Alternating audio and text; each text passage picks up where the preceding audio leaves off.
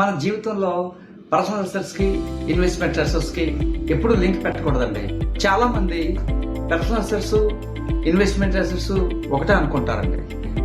Personal assets అమ్ముకోవడానికి పనికిరావు, only enjoy చేయడానికి మాత్రం. ఈ ఎగ్జాంపుల్ చూడండి. చెన్నైలో ఒక లేడీ యాక్టర్ లాస్ట్ 2 years లో మంచి సక్సెస్ వచ్చింది. వరుసగా 6-7 సినిమాలు హిట్ అయ్యాయి. తల్లిదండ్రులు ఆవిడ మంచి చేతులు చూసుకుంటున్నారు.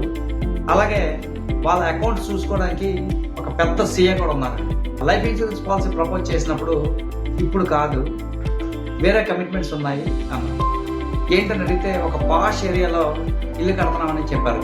దానికి ఎంత ఖర్చు అవుతుందని అంటే సుమారు ఒక 6-7 కోట్ల రూపాయలు ఖర్చు అవుతుంది అన్నారు. ఇంటీరియర్కి ఎంత అవుతుందని అడిగితే దాదాపు అంతే అవుతుందండి అన్నారు.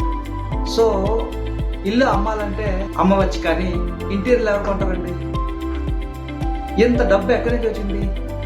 ఉన్నాయిగా బ్యాంక్స్ రెడీ టు ఫైనాన్స్. ఎలా రీపేమెంట్ చేస్తారు?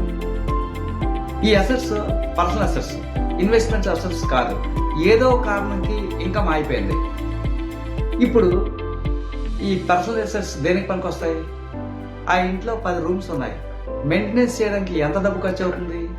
ఆన్గోయింగ్ ఎక్స్పెన్సెస్ ఆపుకోలేం కదా. ఈ అసెట్స్ అమ్మలేరు. మంచి పేరున్న యాక్టర్ కావడంతో అసెట్ అమ్మితే పర్సనల్ ఇమేజ్ ఖరాబ్ అవుతుందని చెప్పి ఇల్లు అమ్మలేరు, ఉంచుకోలేరు. మన పర్సనల్ అసెట్స్ ని, ఇన్వెస్ట్మెంట్ అసెట్స్ ని వేరువేరుగా చూడాలి. Thank you.